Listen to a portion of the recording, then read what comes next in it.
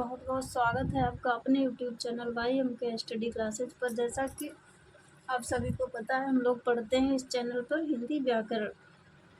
समस्त competitive exam को ध्यान में रखते हुए 6 to 12 क्लास के बच्चों के लिए हिंदी व्याकरण इस चैनल पर उसकी वीडियो प्रोवाइड कराते हैं। तो वीडियो स्टार्ट करने से पहले फ्रेंड्स, चैनल को कर लीजिए सब्सक्राइब और लाइक। अगर हमारी वीडियो पसंद आती है तो आप लाइक कर लीजिए और अपने स्टडी ग्रुप में शेयर भी कर लीजिए। चलिए वीडियो को करते हैं स्टार्ट। ये है मेरा पेन जो कि टीचर्स डे पे स्कूल में बच्चों ने गिफ्ट किया, आज हम उसी का यूज कर रहे हैं। तो समास आज का हमारा टॉपिक है समास। इससे पहले हम संधि का टॉपिक कंप्लीट कर चुके हैं। उसकी वीडियोज़ अलग अलग सभी प्रकार की संधि की वीडियोज़ उपलब्ध हैं। तो समास ज़्यादा समय ना लेते हुए समास को स्टार्ट करते हैं। समास का शाब्दिक अर्थ क्या होता है? संक्षेपीकरण, मतलब किसी भी शब्द को शॉर्ट तरीके से लिखना। उसकी परिभाषा क्या है? दो या दो से अधिक शब्दों से मिलकर बने हुए एक नवीन एवं सार्थक शब्द को समास कहते हैं। तो समास किसे कहते हैं? दो या दो से अधिक शब्दों से मिलकर बने हुए एक नवीन एवं सार्थक शब्द को समास कहते हैं। संधि क्या होती थी? संधि और समास में अक्सर बच्चे कंफ्यूज हो जाते हैं, तो बड़ा ध्यान से सुनिएगा। संधि क्या होती थी? दो या दो से अधिक वर्णों के मेल से बने हुए शब्द में जो परिवर्तन होता है उसे हम क्या कहते हैं? संधि। दो या दो से अधिक वर्णों के मिलकर बनने से शब्द में जो परिवर्तन होता है उसे हम संधि कहते थे। समास किसे कहते हैं? दो या दो से अधिक शब्दों से मिलकर बने हुए एक नवीन और सार्थक शब्द को क्या कहते हैं? समास। मतलब उसका कुछ ना कुछ अर्थ होना चाहिए, निरर्थक शब्द को समास नहीं कहेंगे। तो इसके कितने पद होते हैं? दो पद होते हैं। कौन कौन से? पूर्व पद और उत्तर पद। समास विग्रह क्या होता है? सामासिक शब्दों के बीच संबंध को स्पष्ट करना समास विग्रह कहलाता है। जैसे राजा का पुत्र, राजा का महल, तो ये तो है समास विग्रह। अगर इसको हम इसका समास करते हैं, इसको संक्षेप में लिखते हैं तो कैसे लिखेंगे?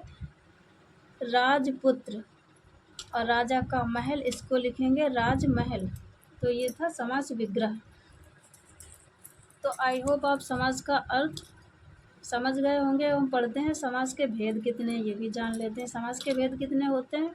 अगर पूछा जाए समास के मूल रूप से कितने भेद होते हैं, तो होते हैं 4। वैसे समास के 6 भेद होते हैं, मतलब समास 6 प्रकार का होता है। तो वो 6 प्रकार कौन कौन से हैं ये भी जान लेते हैं।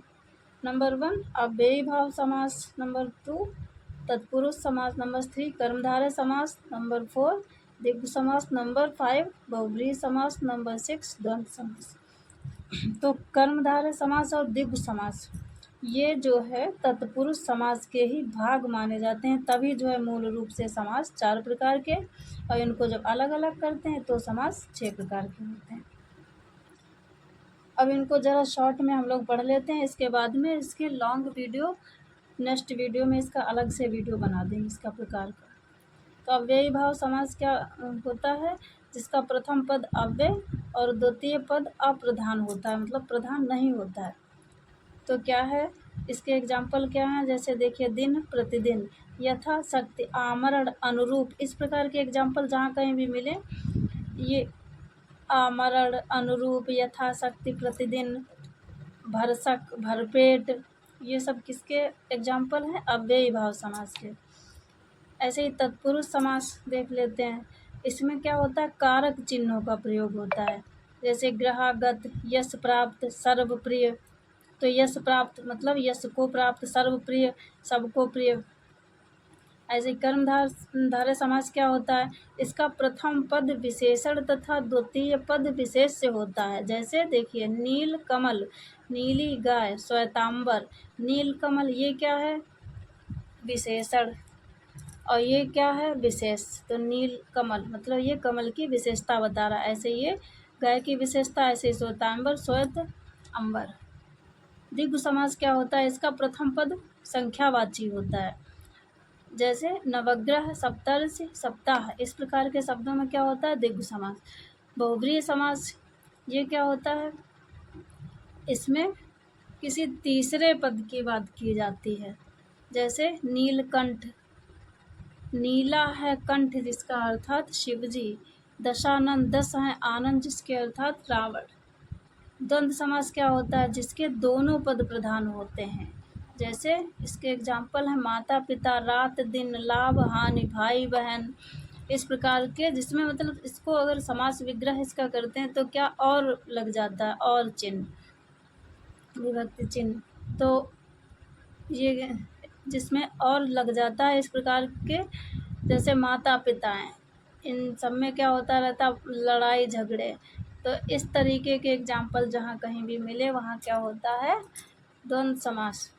तो आई होप आप अभी तक समास का अर्थ और उसके कुछ प्रकार शॉर्ट में आप समझ गए होंगे। इसके डिटेल में अलग से वीडियो। तो अव्ययी भाव समास भी हम लोग पढ़ लेते हैं इसी में, जिस समास में पूर्व पद अव्यय हो अव्ययी भाव समास कहते हैं। तो इसमें क्या होता है, समस्त पद अव्यय विग्रह, इनके बारे में देख लेते हैं। समस्त पद क्या है, प्रतिदिन, अव्यय प्रति प्लस दिन, तो प्रति क्या है, अव्यय, और इसका विग्रह दिन दिन। यथाशक्ति क्या होगा, यथा प्लस शक्ति, इसका विग्रह होगा शक्ति के अनुसार। आमरण, आ प्लस मरण, विग्रह होगा मरण तक। अनुरूप, अनु प्लस रूप, इसका विग्रह होगा रूप के योग्य। यथाक्रम, यथा प्लस क्रम, क्रम के अनुसार। भरपेट, भर प्लस पेट, पेट भर। तो ये था अव्ययी भाव समास, जिसे हम पहले भी वीडियो